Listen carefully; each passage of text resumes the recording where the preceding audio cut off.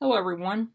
Now that we've completed our retrospective or look back at the presidential candidates from 1 year ago, what I wrote and my perspective on them at the time, and in the present tense with the hindsight of history, I want to leave you now with a message and a plea. First, my message. We have a pandemic, as I'm recording this video, raging in this country. As much as some people would like to believe that it's no longer a thing and we're getting back to normal, it is still raging, it is still very real, and it is killing Americans as we speak. Several states are reporting higher death rates.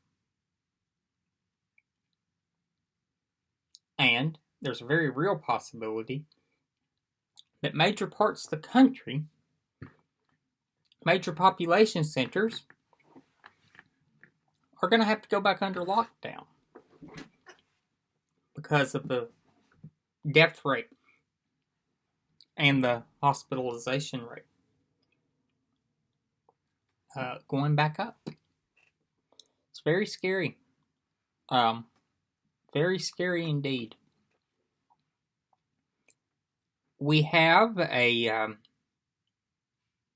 growing movement for police reform, as Americans have rightly been shocked that it seems that African Americans can die at the hand of police with no consequences. George Floyd, Breonna Taylor, Mr. Baker over in Georgia, and countless others. And we have seen countless acts of police brutality against peaceful protesters. The gentleman up in Buffalo, 75-year-old man that just pushed to the ground, fractured his skull. The president ordered tear gas fired on peaceful protesters in front of the White House so he could walk in front of a church and hold up a Bible that he's never opened and just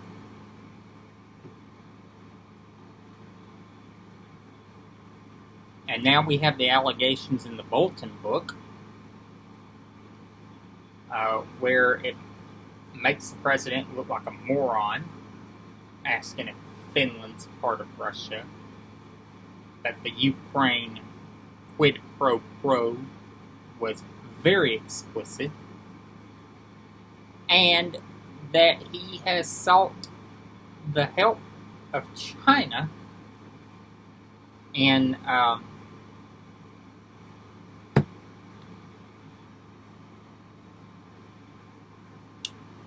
seeking re-election, and that he okayed the concentration camps that China currently has against against its Muslim population. So, we have that.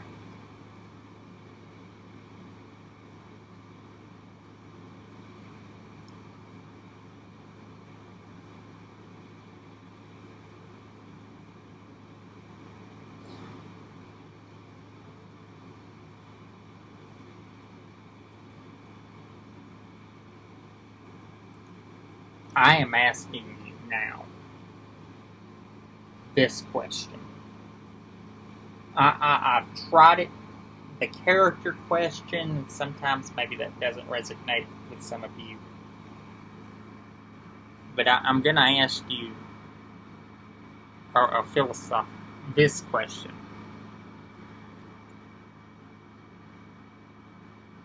Do you believe that when he's making decisions in the Oval Office, Donald Trump has your best interest at heart? Or he's thinking about ways to further himself, whether it be financially or politically, But it's all a means to an end for Donald Trump. For me, it's really clear. It's always about Donald Trump. Whether it be financial, political, whatever.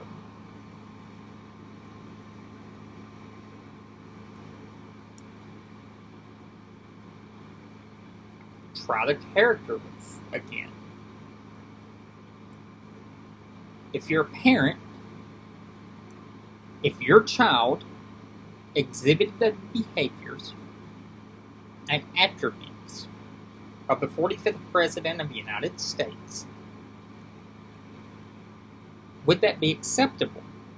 If your child was sent home with a letter from school saying he had called a fellow student, a female student, a horse face, or had mocked a disabled child, what would your reaction be?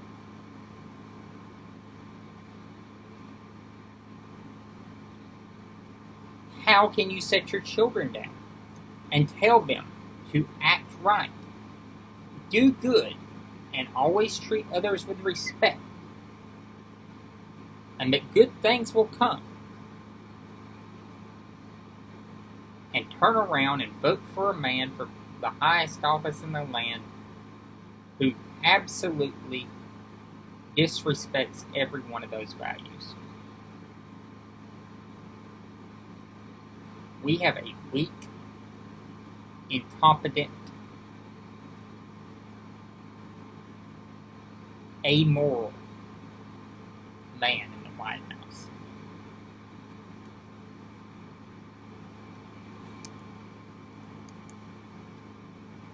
And it strains the soul.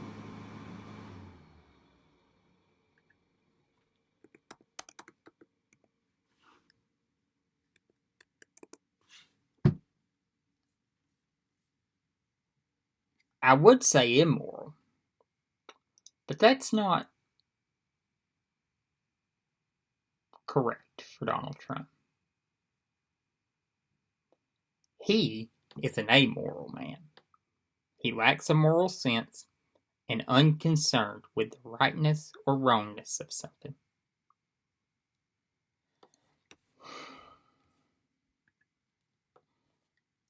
Immoral is just not conforming to accepted standards of morality.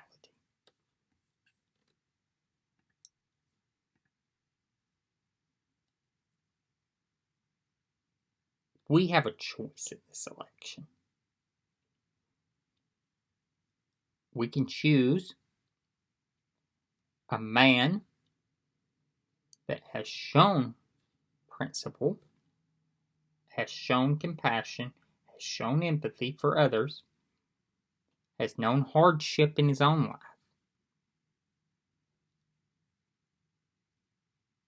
Or we can show a man that has shown us his character time and again, and it's a wicked, awful place. A man that said of an American hero who was tortured in that Hanoi hell that he's only a hero because he got captured. But it's so haunted by the ghost of that man that he couldn't bear to see the ship that bears the name of not only him, and not only his father, but his grandfather, the USS John S. McCain, is named for the three men that have held that name.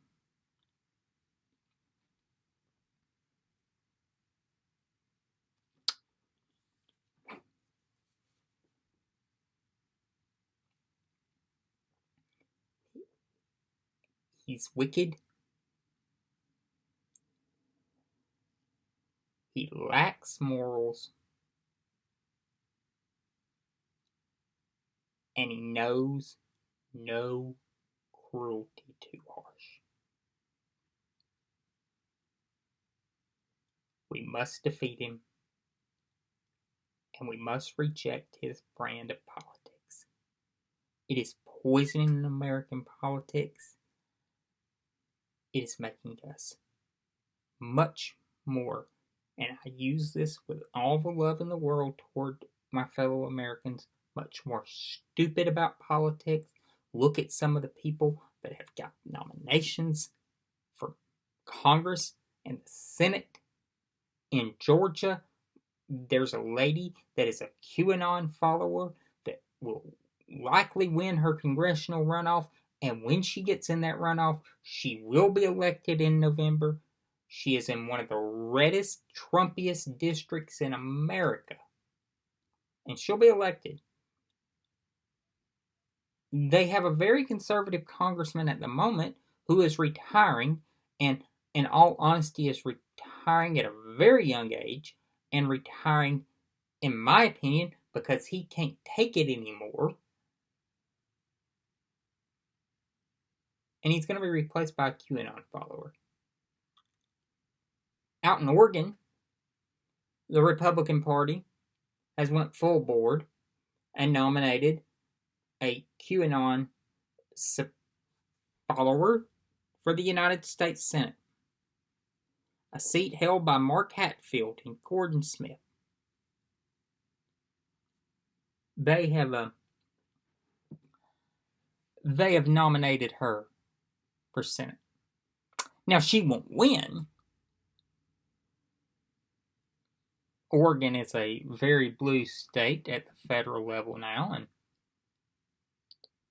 current Senator Jeff Merkley will win easily. But should be a shame that one of the major parties has nominated someone of the nature of her. Her campaign tried to apologize, and she walked back her campaign's apology that she wasn't really a believer in QAnon, and she walked that back. We must defeat Trump. We must defeat Trumpism and the people that have enabled it. I'll see you all tomorrow. Have a great night.